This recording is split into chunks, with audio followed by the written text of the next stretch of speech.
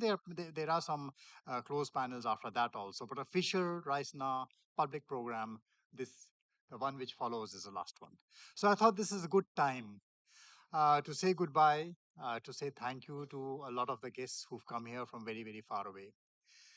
We've really enjoyed the conversations, and I'm sure you also have enjoyed what has gone on. The thing is that this event 2025 has been called Kal Chakra. The Kal Chakra never ends. It goes on and on and on. It is ad infinitum. So we'll keep on getting you back to discuss various aspects of it. But I'll briefly, recount again what this Raisna has particularly meant, and for us, the kind of learnings and lessons at the very, very top 60,000 feet point of view, which we get out at the end of a dialogue like this one has been in particular. We are at a time when it's been extremely difficult to have certain conversations in certain parts of the world. That is not a good idea. That has never been a good idea. At Raisina, our effort has been to do the exact opposite.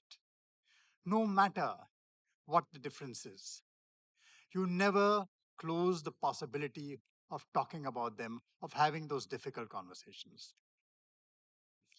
And why India becomes a place like that? Why is India a place where these conversations can happen? No, India has, if you look at India, India has two epics, big epics.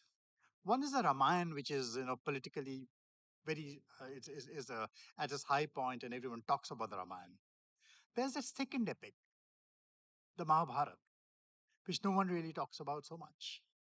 The Mahabharata is a massive, massive, massive epic over 100,000 verses. But the problem with the Mahabharata, what is the issues it is discussing? What is it talking about? The Mahabharata is primarily, it says it is about war. War is only one aspect of the Mahabharata. The Mahabharata is a narrative within a narrative within a narrative within a narrative. That is the way the Mahabharata is constructed.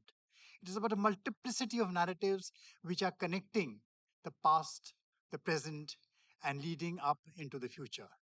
No, it's a very, very, very complex epic. It's a complex epic about a very complex world. The Ramayana choices are simple.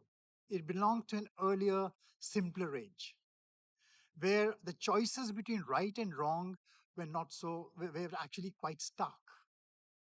And you could have battle lines drawn between them.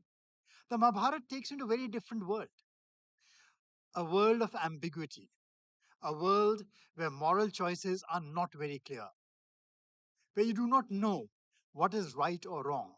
The Mahabharata is not about a Manichaean universe of right and wrong, of black and white. No, it is in many ways a scenario replete with characters who choose to prove and choose between almost impossible conditions. And the characters themselves are extremely complicated. You don't have perfect teachers. Teachers make mistakes. They keep on making choices which are wrong. The patriarch takes a vow of celibacy, which then gets starts unfolding a process, which ends up in this great war. And then you have the very familiar story of the great warrior Arjun on the battlefield, struck with the dilemma of can I fight this war? Should I fight this war? And again, the answers which are given are not the perfect answers. What is that choice? Who makes that choice? Is it an individual choice? Is it a choice laid down by the gods or the teachers, or what is it? Who is guiding you? Mahabharata says there is no guide. Ultimately, it is a context. And righteousness, dharma, as it is laid down in the Mahabharata, has no easy answers. Dharma is difficult. And remember, we talk about free will. Free will is about difficult choices. If choices were not difficult, if the world were black and white, you would not need free will. Why do you need free will? To be human, to have free will, to live in democracies is difficult. To make difficult choices under difficult circumstances. And there are going to be arguments, there are going to be differences, there are going to be very, very, very different contexts, different nuances.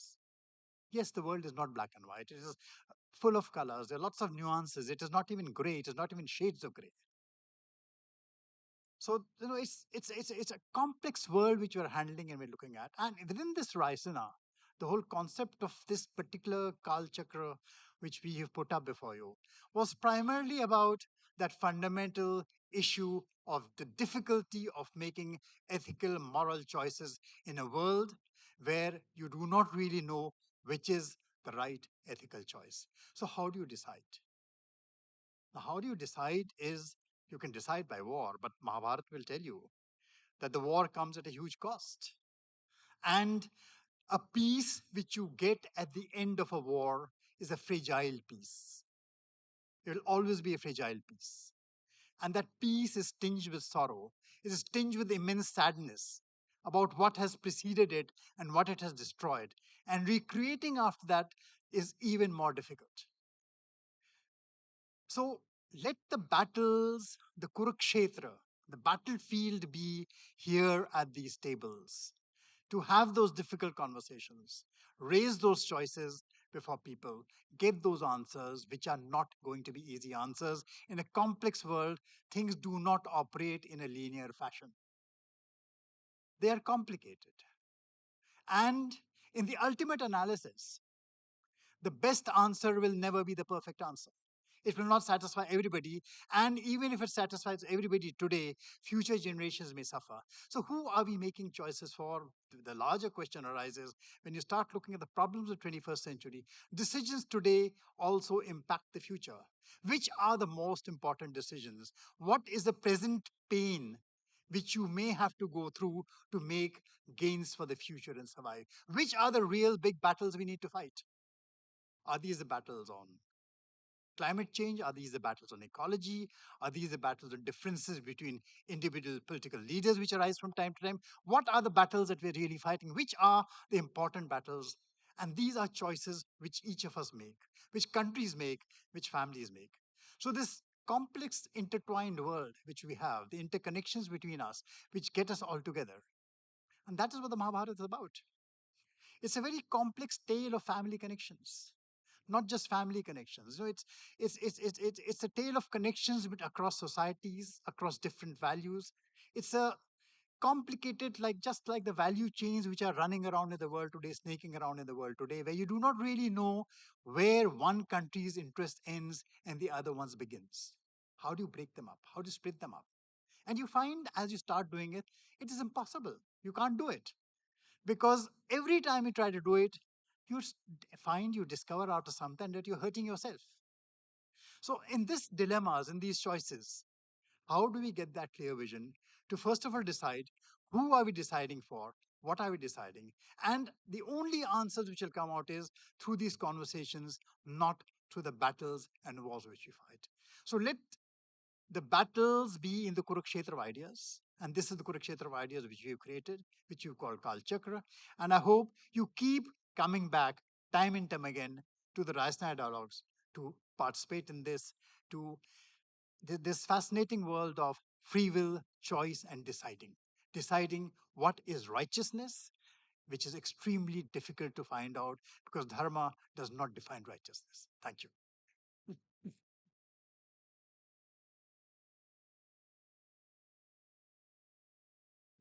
Thank you, Mr. Joshi. That was the valedictory address of Raisina at 10. And now, may I invite the final panel.